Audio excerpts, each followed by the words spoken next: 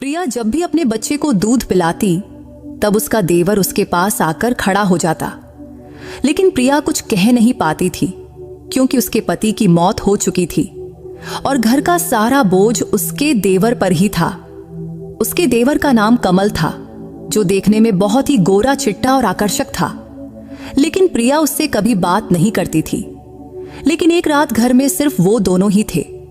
तब प्रिया अपने बच्चे को दूध पिला रही थी, तभी कमल उसके कमरे में आया और उसने बच्चे को प्रिया से अलग किया।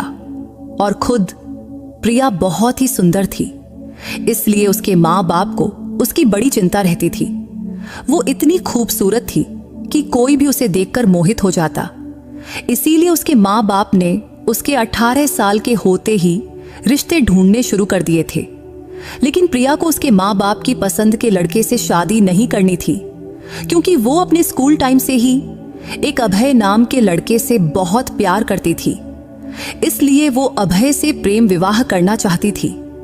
लेकिन अभय देखने में उसके मुकाबले ज्यादा सुंदर नहीं था, इसलिए प्रिया के माँ बाप उसे पसंद नहीं करते थे और वो प्रिया के लिए कोई अच्छा सा गोरा चिट्टा लड़का ढूंढ रहे थे। वैसे प्रिया के पिता का स्वभाव बहुत सख्त था, इसलिए उन्होंने प्रिया से पहले ही कह दिया था कि अगर तूने अभय से शादी की तो इस घर के दरवाजे तेरे लिए हमेशा के लिए बंद हो जाएंगे। वहीं अभय के घर वाले इस शादी से खुश थे। अभय की माँ कहती थी कि प्यार करना कोई गुनाह थोड़े है। अभय के घर में वह, उसकी माँ और उसका छोटा भाई कमल रहते थे। प्रिया चाहती थी कि उसकी शादी अभय से शांतिपूर्वक हो और दोनों परिवारों की रजामंदी से हो, लेकिन ऐसा नहीं हुआ। इसलिए किसी वजह से उसे अपने परिवार के खिलाफ जाकर शादी करनी पड़ी। शादी करके जब वो अभय के घर पहुंची तो उसकी सासू ने उससे दिलासा दिया, बेटी तू बिल्कुल चिंता मत कर, धीरे धीरे सब ठीक हो जाएगा। लेकिन प्रिया की सासू माँ को यह भी पता था कि प्रिया के पिता का गुस्सा कभी नहीं जाएगा, क्योंकि प्रिया की एक छोटी बहन थी, उसका नाम था रिया, और उसके पिता चाहते थे कि प्रिया की जल्दी से किसी अच्छे लड़के से शादी हो, फिर रिया की। लेकिन प्रिया के प्रेम विवाह से अब रिया की शादी में मुश्किलें आ सकती थीं, जबकि प्रिया सोचती थी कि अभय से शादी करके वो खुशहाल जिंदगी बिताएगी। लेकिन उसे क्या पता था कि उसके नसीब में कुछ और ही लिखा था। प्रिया और अभय की शादी से उसकी सासू माँ बहुत खुश थी, इसलिए उन्होंने पूरे घर को फूलों और लाइटों से सजा दिया था। घर में प्रिया का बड़ा जोरदार से स्वागत हुआ, लेकिन फिर भी उसके मन में अंदर से बड़ी बेचैनी थी। वैसे हर लड़की की शादी से पहले ये डर रहता है कि ससुराल वाले कैसे होंगे, और प्रिया ने तो परिवार के खिलाफ जाकर ये शादी की थी। और शादी से पहले प्रिया की सासू माँ से उसकी एक बार मुलाकात हुई थी, लेकिन फिर प्रिया ने खुद को तसल्ली दी कि जो होगा अच्छा ही होगा। अभय मध्यम वर्ग के परिवार से था, लेकिन जब प्रिया शादी करने अपने ससुराल पहुंची तो उसकी सासू माँ और देवर ने उसका बड़े प्यार से स्वागत किया। इस तरह प्रिया की अभय से शादी का सपना पूरा हो चुका था और अब उसकी सुहाग रात थी। तो प्रिया के मन में हर लड़की की तरह ढेर सारी इच्छाएं थीं और आज वो सब पूरी होने वाली थी। जब प्रिया कमरे में जाने वाली थी, तभी उसकी सासू माँ ने उसके हाथ में दूध का गिलास थमाया और कहा, ये हमारी रीत है, अभय आएगा तो दोनों मिलकर पीना। तब प्रिया को अपनी सासू माँ की बात समझ आ गई, तो वो शर्माकर हामी भर दी। फिर वो कमरे में चली गई। अंदर जाकर देखा तो पूरा कमरा फूलों से सजा हुआ था। तो उसने दूध का गिलास टेबल पर रखा और बिस्तर पर जाकर बैठ गई। भले ही प्रिया की अभय से प्रेम विवाह हुई थी, लेकिन उसके मन में थोड़ा बहुत डर तो था ही। हालांकि शादी से पहले वो अभय से खूब बातें किया करती थी, लेकिन आज उसे समझ नहीं आ रहा था कि क्या कहे। तब प्रिया अपने पति अभय के कमरे में आने का इंतजार कर रही थी। वो चुपचाप बिस्तर पर बैठी थी, लेकिन उसके मन में कई सारे ख्याल चल रहे थे। थोड़ी देर बाद अभय कमरे में आया। उसे देखते ही प्रिया के दिल की धड़कनें तेज हो गईं, माथे पर पसीना छलकने लगा। आते ही अभय धीरे से उसके पास आकर बैठ गया और बोला, क्या हुआ प्रिया, आज तू बहुत घबराई हुई लग रही है। तब अभय समझ गया था कि प्रेम विवाह होने के बावजूद भी प्रिया के मन में परिवार की चिंता थी, इसलिए उसने प्रिया का हाथ पकड़ा और कहा, मैं तुझे वचन देता हूं प्रिया, मैं पूरी जिंदगी तेरे साथ रहूंगा और तुझे हमेशा खुश रखने की पूरी कोशिश करूंगा और तेरी आंखों में एक भी आंसू नहीं आने दूंगा। अभय की बातें सुनकर प्रिया उसे बड़े प्यार से देखने लगी थी, क्योंकि अभय की आंखों में उसके लिए अपार प्यार दिख रहा था। इसलिए अब उसके मन का डर भी कहीं गायब हो गया था। तभी अभय ने उसे गले लगाया और लाइट बंद कर दिया। फिर अभय ने अपना होंठ प्रिया के होंठों पर रख दिया। इसके बाद दोनों ने एक दूसरे से ऐसा प्यार किया जिसे शब्दों में बयां करना मुश्किल है। अगली सुबह कमरे के दरवाजे पर ठक ठक की आवाज से प्रिया की नींद टूटी, तो उसने दरवाजा खोला तो सामने उसकी सासू मां खड़ी थीं। उसकी सासू मां ने कहा, प्रिया बेटी, आज चेहरा दिखाने की रस्म है, जल्दी तैयार होकर नीचे आ जाओ और हां, अभय को भी उठा देना। सासू मां के जाने के बाद प्रिया ने दरवाजा बंद किया और अभय को उठाने लगी, लेकिन अभय को आज नींद से उठने का बिल्कुल मन नहीं था।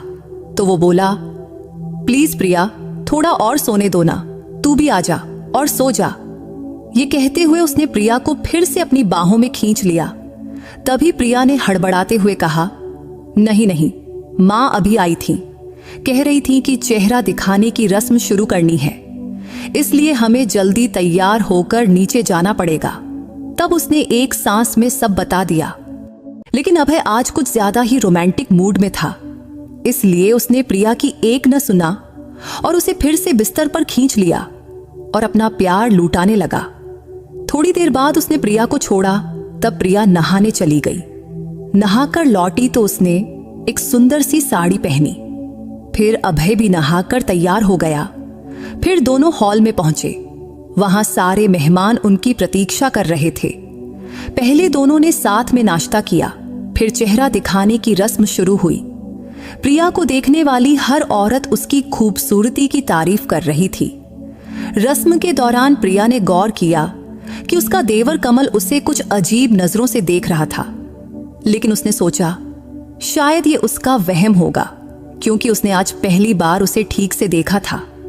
प्रिया का वो दिन बहुत ही व्यस्त था, लेकिन वो बहुत खुश थी, क्योंकि उसने शादी को लेकर जो सपने देखे थे वो आज पूरे होते दिख रहे थे। क्योंकि प्रिया के मन में हमेशा एक डर रहता था कि कहीं उसके इस सुख को किसी की नजर न लग जाए, लेकिन उसने कभी नहीं सोचा था कि उसका ये डर सच हो जाएगा। वैसे अभय को अक्सर ऑफिस के काम से दूसरे शहर जाना पड़ता था। हालांकि तब शादी के बाद सब कुछ ठीक चल रहा था, लेकिन शादी के 7 महीने बाद अभय एक बार फिर ऑफिस के काम से बाहर गया हुआ था। लेकिन रास्ते में उसका एक भयानक हादसा हो गया, जिसमें उसकी मौके पर ही मौत हो गई। वो दिन प्रिया के लिए जिंदगी का सबसे काला दिन था। ये खबर सुनते ही प्रिया का होश उड़ गया। तब उसे यकीन ही नहीं हो रहा था कि अभय अब इस दुनिया में नहीं रहा, क्योंकि उसका मन ये मानने को तैयार ही नहीं था। क्योंकि अभय तो हमेशा कहता था कि वो इस रिश्ते को 7 जन्मों तक निभाएगा, फिर वो उसे इतनी जल्दी कैसे छोड़ सकता था। उस शाम को जब अभय का पार्थिव शरीर घर लाया गया तो उसे देख प्रिया का दिल टुकड़े टुकड़े हो गया। उसकी सासू भी अपने बेटे के लिए फूट फूट कर रो रही थी। प्रिया के मायके वालों को जब ये खबर मिली तो पुरानी बातें भूलकर वो भी अभय के अंतिम संस्कार के लिए आए। तब प्रिया रोते रोते अपनी माँ बाप से कह रही थी, माँ, आपके आशीर्वाद के बिना मेरी शादी सफल नहीं हो सकी। उसके माँ बाप ने उसे गले लगाते हुए कहा, नहीं बेटी, माँ बाप अपने बच्चों से चाहे कितना भी नाराज हों, वो उन्हें कभी बद्दुआ नहीं देते। लेकिन ये भी सच है कि नसीब में जो लिखा है उसे कोई बदल भी नहीं सकता। फिर सभी की मौजूदगी में अभय का अंतिम संस्कार पास के श्मशान में किया गया। इसके 3 दिन बाद प्रिया के माँ बाप अपने घर जाने की तैयारी करने लगे। जाते वक्त उन्होंने प्रिया को गले लगाया और विदा लिया। विदा लेते हुए प्रिया के माँ बाप उसे आशीर्वाद देकर अपने घर चले गए। इसके बाद अगले 3 हफ्ते बीत गए। 3 हफ्ते बाद प्रिया के माँ बाप फिर से उससे मिलने आए। उस वक्त प्रिया अपनी कमरे से बाहर निकल रही थी। तभी अचानक उसे चक्कर आया और वो बेहोश होकर गिर पड़ी। जब प्रिया को होश आया तो वो अस्पताल में थी।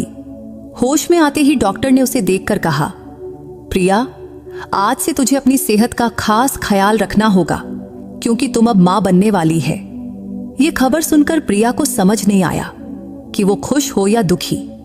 हालांकि तब पहले तो वो खुशी से फूली नहीं समाई, लेकिन फिर उसे ख्याल आया कि उसके होने वाले बच्चे को पिता का सहारा नहीं मिलेगा। यही सोचकर उसके माँ बाप भी उदास दिख रहे थे। लेकिन प्रिया की सासू माँ ये सुनकर बहुत खुश थी। तभी वो प्रिया के पास आई और बोली, बेटी, ये बच्चा मेरे बेटे की आखिरी निशानी है, इसलिए तू अब अपनी और इस बच्चे की अच्छे से देखभाल करना। जब प्रिया को अस्पताल से घर लाया गया तो उसकी सासू माँ ने उसकी नजर उतारी और फिर से उसका स्वागत किया। इतने दिनों बाद उसकी सासू माँ के चेहरे पर हंसी देख प्रिया का मन भी खुश हो गया। लेकिन जब प्रिया के माँ बाप उसे अपने साथ ले जाने आए तो ये खुशी का माहौल दुख में बदल गया। तब प्रिया के माँ बाप ने कहा, प्रिया, तू अभी बहुत छोटी है, तेरे सामने पूरी जिंदगी पड़ी है और अकेले इस बच्चे को पालना तेरे लिए बहुत मुश्किल होगा, इसलिए तू इस बच्चे का गर्भपात कर दे। इसके बाद हम तेरा फिर से किसी अच्छे घर में ब्याह कर देंगे। ये सुनकर उसकी सासू माँ का चेहरा लटक गया। फिर वो बोली, ये बच्चा मेरे बेटे की आखिरी निशानी है। प्रिया बेटी, तू गर्भपात मत करना। तब अपनी सासू माँ का अपने बेटे के लिए प्यार देख प्रिया के मन में भी अपने बच्चे के लिए ममता जाग उठी। फिर उसने अपने माँ बाप से कहा, भले ही अभय अब नहीं है, लेकिन मैं ये घर कभी नहीं छोड़ूंगी और मैं अपनी बाकी जिंदगी अपने बच्चे के सहारे बिताऊंगी। इस पर प्रिया के पिता गुस्से में बोले, तू अभी बहुत छोटी है, इसलिए अकेली औरत के लिए इतने छोटे बच्चे को पालना आसान नहीं, क्योंकि आगे चलकर इस बच्चे की पढ़ाई और खर्चे तू अकेले कैसे संभालेगी। ये सुनकर उसकी सासू माँ बोली, समधी जी, आप इसकी जरा भी चिंता मत करो। अगर ये बच्चा इस दुनिया में आया तो मैं अपने छोटे बेटे कमल की शादी प्रिया से करवा दूंगी। ये सुनकर प्रिया हैरानी से अपनी सासू माँ की तरफ देखने लगी, क्योंकि उसने कभी नहीं सोचा था कि उसकी जिंदगी उसे इस मोड़ पर लाएगी। लेकिन अब उसके पास कोई और रास्ता भी नहीं था। ये सुनकर प्रिया के माँ बाप भी संतुष्ट हो गए और बोले, ठीक है, अगर प्रिया की शादी आपके छोटे बेटे से हो रही है तो हमें कोई ऐतराज नहीं। ये कहकर उन्होंने प्रिया को आशीर्वाद दिया और अपने घर चले गए। अपने माता पिता के जाने के बाद प्रिया चुपचाप अपने कमरे में गई और अभय को याद करके रोने लगी। अब वो सोच रही थी कि अगर आज अभय जिंदा होता तो अपने बच्चे की खबर सुनकर कितना खुश होता, लेकिन उसके नसीब में ऐसा कुछ लिखा होगा ये उसने कभी नहीं सोचा था। लेकिन अब उसे अपने बच्चे के लिए जीना था। ये सोचकर प्रिया ने अपनी सेहत का ज्यादा ख्याल रखना शुरू किया। वो पौष्टिक खाना खाने लगी और फिट रहने के लिए हल्का फुल्का व्यायाम भी करने लगी। चूंकि अभय के जाने के बाद अब घर का खर्च उसका देवर कमल उठा रहा था। वो एक बड़ी मल्टीनेशनल कंपनी में काम करता था और उसकी तनख्वाह भी अच्छी थी। हालांकि प्रिया उससे ज्यादा बात नहीं करती थी, क्योंकि वो हमेशा अपने काम में व्यस्त रहता था। लेकिन कमल को देखकर प्रिया के मन में कई बार सवाल उठता कि क्या सचमुच वो उससे शादी करेगा। लेकिन अभी उसके मन में कमल के लिए कोई भावना नहीं थी। तब वो सिर्फ अपने बच्चे के लिए ये शादी करने को तैयार थी। उसके प्रेगनेंसी के दौरान उसकी सासू माँ दिन रात प्रिया की सेवा करती थी। वो उसे घर का कोई काम नहीं करने देती थी। ऐसे ही 9 महीने बीत गए और प्रिया की डिलीवरी का दिन आ गया। फिर उसने एक प्यारे से बेटे को जन्म दिया। अपने नन्हे नातू को देख प्रिया की सासू माँ की खुशी का ठिकाना नहीं रहा। उन्होंने पूरे मोहल्ले में पेड़े बंटवाए। 5 दिन बाद जब प्रिया को अस्पताल से घर लाया गया तो उसकी सासू माँ ने उसका और नातू का फिर से बड़े प्यार से स्वागत किया। बेटे के जन्म की खुशी में प्रिया के माँ बाप भी उससे मिलने आए। वो अपने साथ प्रिया के लिए साड़ी और बच्चे के लिए ढेर सारे कपड़े और खिलौने लाए। ये सब देख प्रिया बहुत खुश हुई, लेकिन फिर वो अभय की याद में खो गई और वो सोचने लगी कि अगर आज अभय होता तो वो भी अपने बेटे के लिए ढेर सारे कपड़े और खिलौने लाता। ये सोचते हुए उसकी आंखों से आंसू बहने लगे। तभी प्रिया के माँ बाप ने उसकी सासू माँ से कहा, अब प्रिया की डिलीवरी हो चुकी है, तो जैसा आपने कहा था, अब आप अपने छोटे बेटे कमल की शादी प्रिया से करवा दीजिए। इस पर प्रिया की सासू मां ने जवाब दिया, आप लोग बिल्कुल चिंता ना करें, मुझे अपना वादा भली भांति याद है, क्योंकि प्रिया की सासू मां ने कहा था कि वो जल्द ही प्रिया की शादी अपने छोटे बेटे कमल से करवा देंगी। इसके बाद कुछ दिन ऐसे ही बीत गए, लेकिन अब प्रिया को चिंता सताने लगी कि कहीं ऐसा ना हो कि कमल इस शादी से मना कर दे, क्योंकि प्रिया ने आज तक कमल के मुंह से अपनी शादी के बारे में कुछ नहीं सुना था। ये बात उसने सिर्फ अपनी सासू मां के मुंह से ही सुनी थी। इसलिए अगर कमल ने शादी से इनकार कर दिया तो प्रिया कहां जाएगी और उसे और उसके बच्चे को कौन स्वीकार करेगा? यही चिंता अब उसे दिन रात सता रही थी। एक रात प्रिया पानी पीने के लिए उठी और किचन की तरफ गई। तभी उसे अपनी सासू मां के कमरे से बातचीत की आवाज सुनाई दी। तो प्रिया चुपके से अपनी सासू मां के कमरे के पास गई और दरवाजे पर कान लगाकर सुनने लगी। तब उसकी सासू मां कमल से उसकी और प्रिया की शादी की बात कर रही थी, लेकिन कमल शादी से मना कर रहा था। वो अपनी मां से कह रहा था, प्रिया मेरी भाभी है, तो मैं उससे शादी कैसे कर सकता हूं? इस पर प्रिया की सासू मां ने जवाब दिया, अगर तू प्रिया से शादी नहीं करेगा तो वो अपने बेटे को लेकर चली जाएगी, और मैंने उसके माँ बाप को वचन दिया है कि तुम दोनों की शादी करवाऊंगी। तब कमल की माँ कमल से विनती करने लगी थी कि बेटा, इस शादी के लिए तू हाँ कर दे। अगर तू प्रिया से शादी कर लेगा तो तेरे भाई के बेटे को पिता का सहारा मिलेगा। क्या तुझे नहीं लगता कि तेरे भाई के बेटे को अच्छी जिंदगी मिलनी चाहिए और तेरे भाई की आत्मा को शांति मिलनी चाहिए? तब प्रिया की सासू मां ने कमल को समझाने की बहुत कोशिश कर रही थी, लेकिन कमल के मुंह से एक शब्द भी नहीं निकला। तब कमल की चुप्पी देख प्रिया चुपके से अपने कमरे में लौट गई और आज फिर से प्रिया अभय की याद में रोने लगी।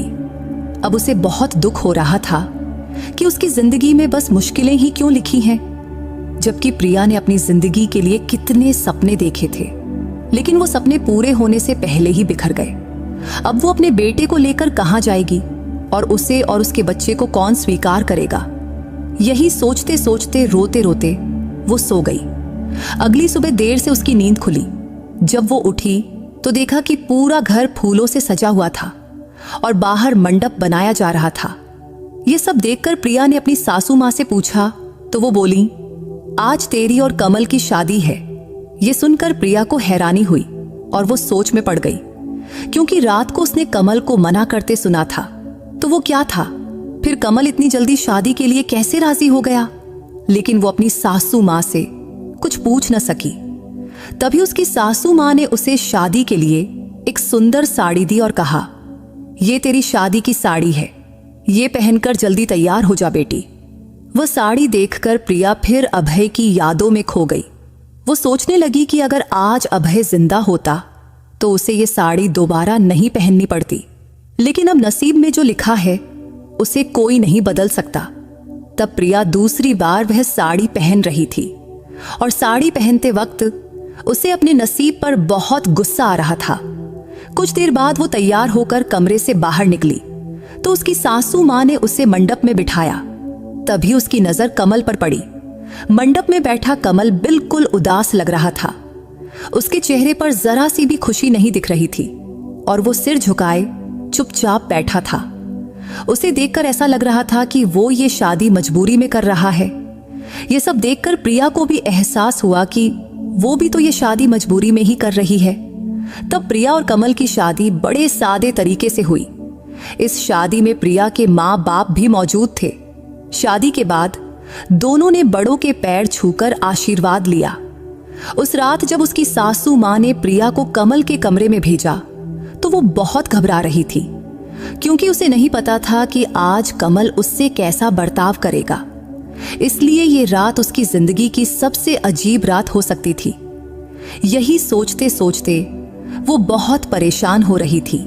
फिर भी प्रिया चुपचाप बिस्तर पर जाकर बैठ गई और कमल का आने का इंतजार करने लगी। इंतजार करते करते रात के 1 बज गए, लेकिन कमल कमरे में नहीं आया। रात के 1:30 बजे जब कमल कमरे में आया तो प्रिया को जागते देख भी वो उससे कुछ नहीं बोला। तब प्रिया भी उससे कुछ नहीं बोली, क्योंकि आज उनका रिश्ता बदल चुका था और आज वो पति पत्नी बन चुके थे। लेकिन फिर भी उनके बीच पति पत्नी जैसी कोई भावना नहीं दिख रही थी। तभी कमल चुपचाप बिस्तर से तकिया लेकर बालकनी में जाकर सो गया। उसके इस बर्ताव से प्रिया बहुत परेशान हो गई। फिर भी वो उससे कुछ कह न सकी और चुपचाप सो गई। अगली सुबह जब प्रिया की नींद खुली तो कमल पहले ही फ्रेश होकर बाहर जा चुका था। हालांकि प्रिया को पता था कि कमल के लिए इस रिश्ते को स्वीकार करना बहुत मुश्किल होगा, लेकिन साथ ही उसे यह भी मालूम था कि चुप रहने से कोई हल भी नहीं निकलेगा। कमरे से बाहर आते ही उसकी सासू मां ने प्रिया को उसका बेटा थमाया और बोली, रात भर तेरा बेटा जागता रहा है, अभी सोया है, लो इसे संभालो। तब प्रिया का बेटा गहरी नींद में सो रहा था, लेकिन जैसे ही उसने उसे गोद में लिया वो जोर जोर से रोने लगा। तो प्रिया ने अपनी सासू मां से कहा, शायद इसे भूख लगी होगी। इतना कहकर प्रिया अपने बच्चे को लेकर कमरे में चली गई। कमरे में आते ही उसने तुरंत अपने बच्चे को सीने से लगाया और उसे दूध पिलाने लगी। जब प्रिया अपने बेटे को दूध पिला रही थी तभी कमल कमरे में आया, लेकिन उसे देखते ही प्रिया ने दूध पिलाना बंद कर दिया और बच्चे को अपने से अलग कर लिया। तब शायद उसे थोड़ा असहज महसूस हुआ था, क्योंकि पहले ऐसा कभी नहीं हुआ था। वो हमेशा अपने कमरे में जाकर बच्चे को दूध पिलाती थी। तब कमल ने भी प्रिया की तरफ देखकर अपना सिर झुका लिया। शायद उसे भी नहीं पता था कि प्रिया बच्चे को दूध पिला रही है। वैसे प्रिया और कमल का रिश्ता कब ठीक होगा और क्या उनका रिश्ता कभी पति पत्नी जैसा बनेगा, ये दोनों को ही नहीं पता था।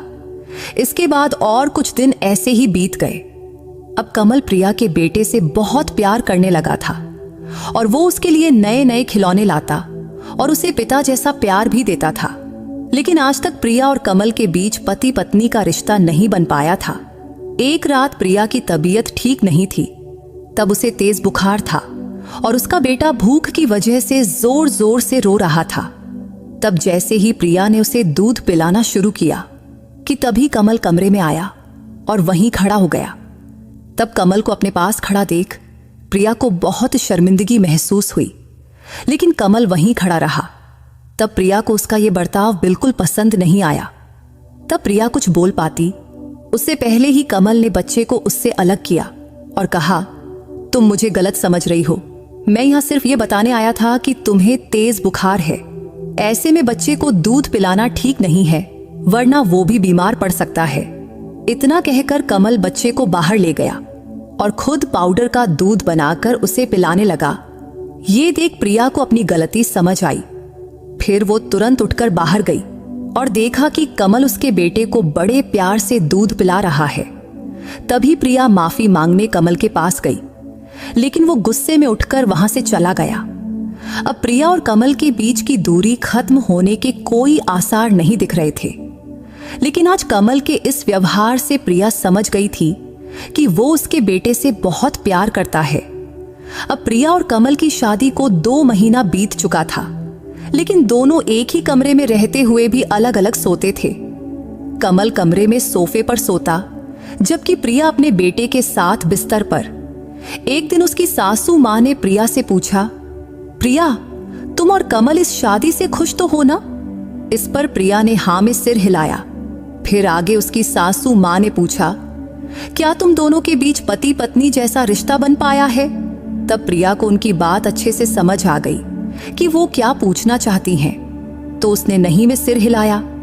ये देख उसकी सासू मां बोली, तुम्हारी शादी को अब 2 महीना हो गया है, लेकिन तुम दोनों के बीच अभी तक कोई रिश्ता नहीं बना। ये बिल्कुल ठीक नहीं है। मुझे तो लगा था कि शादी के बाद कमल खुद ब खुद तुम्हारे करीब आ जाएगा, लेकिन अब लगता है कि ये सोचना मेरी गलती थी। हालांकि अब तुम्हारी शादी हो चुकी है, तो मेरा कहना है कि अगर हो सके तो तुम कमल से इस बारे में बात करो और इस रिश्ते को आगे बढ़ाओ। शायद वो तुम्हारी भावनाओं को समझ ले। आखिर तुम दोनों अब पति पत्नी हो और कभी न कभी तुम्हें इस रिश्ते को आगे ले जाना ही होगा। ये सुनकर प्रिया को भी लगा कि उसकी सासू मां जो कह रही हैं वो सही है। इसलिए उस रात वो कमरे में कमल का इंतजार करने लगी। जब कमल कमरे में आया और उसने देखा कि प्रिया उसका इंतजार कर रही है तो उसे हैरानी हुई। लेकिन प्रिया ने हिम्मत करके कहा, मुझे तुमसे कुछ जरूरी बात करनी है। इस पर कमल बोला, हाँ बोलो, मैं सुन रहा हूं। फिर प्रिया ने कहा, ऐसे कब तक चलेगा? हम कब तक एक दूसरे से भागते रहेंगे? हमारी शादी को 2 महीना हो गया है, लेकिन आज तक हमारे बीच पति पत्नी जैसा कोई रिश्ता नहीं बना। ये सुनकर कमल गुस्से में बोला, मैंने ये शादी मां के कहने पर की है, ताकि तुम मेरे भाई के बेटे को मां से दूर न ले जाओ। इतना सुनते ही प्रिया ने कमल का हाथ पकड़कर उसे समझाने की बहुत कोशिश की, लेकिन उसने उसका हाथ झटक दिया और बोला, मुझे दोबारा कभी छूने की कोशिश मत करना। मैंने ये शादी सिर्फ मेरे भाई के बेटे के लिए की है, ताकि मैं उसे पिता का प्यार दे सकूं। इसके अलावा मैं इस रिश्ते को कभी इससे आगे नहीं ले जा सकता। इतना कहकर कमल गुस्से में कमरे से बाहर निकल गया। तभी उसकी मां ने उसका हाथ पकड़ा और उसे वापस कमरे में ले आई। दरअसल जब कमल और प्रिया बात कर रहे थे तब उसकी सासू मां बाहर खड़ी थी और उन्होंने उनकी सारी बातें सुन ली थीं। तब प्रिया की आंखों से आंसू बह रहे थे। वो सोच रही थी कि उसकी जिंदगी ने उसे किस मोड़ पर लाकर खड़ा कर दिया है। फिर उसने अपने आंसू पोंछे और फैसला किया कि अब वो इस घर में नहीं रहेगी। वो कमल से तलाक लेगी और उसे छोड़कर अपने मायके चली जाएगी। हालांकि प्रिया को पता था कि इस फैसले से उसकी जिंदगी में कई मुश्किलें आएंगी, लेकिन अब वो हर मुश्किल का सामना करने को तैयार थी। उस वक्त रात के 12 बज चुके थे। कमल जब कमरे में आया तो प्रिया ने उससे कहा, कल हम दोनों एक दूसरे को तलाक दे देंगे। इससे तुझे जबरदस्ती से आजादी मिलेगी और मुझे भी तुझ पर अपने और अपने बेटे का बोझ नहीं डालना पड़ेगा। ये सुनकर कमल ने प्रिया को बिस्तर पर बिठाया और उसके पैरों के पास बैठकर माफी मांगने लगा। लेकिन प्रिया को समझ नहीं आया कि कमल को अचानक क्या हो गया। तभी उसने देखा कि उसकी सासू मां कमल के पीछे खड़ी थी। तभी उसकी सासू मां ने अपने दोनों हाथ जोड़कर प्रिया से माफी मांगी और बोली, प्रिया बेटी, कमल को एक आखिरी मौका दे दो। तभी कमल ने प्रिया का हाथ पकड़ा और कहा, मुझे माफ कर दो प्रिया। अब तक मैंने तुझसे जो बुरा बर्ताव किया उसके लिए मुझे माफ कर दो। तुम जानती है कि तुम मेरे बड़े भाई की पत्नी थी और मेरी भाभी थी, इसलिए मैं अपने मन को तुझे पत्नी के रूप में स्वीकार करने के लिए मना नहीं पाया। लेकिन अब से मैं इस रिश्ते को आगे बढ़ाने की पूरी कोशिश करूंगा। शायद इसमें मुझे थोड़ा वक्त लगे। तब यह कहते हुए कमल की आंखों से आंसू बह रहे थे। तब वो अपने बड़े भाई अभय को याद करते हुए बोला, अगर आज भाई जिंदा होते तो ये सारी मुश्किलें न आती। शायद आज हम अपनी अपनी जिंदगी में खुश होते। तब अभय का नाम सुनकर प्रिया की भी आंखें भर आईं।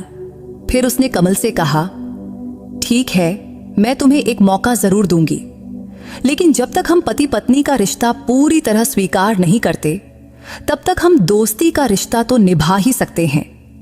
क्योंकि जब तक हम एक दूसरे से बात नहीं करेंगे तब तक एक दूसरे को समझ नहीं पाएंगे, क्योंकि हमारे न बोलने की वजह से ही हमारे बीच दूरियां बनी हैं।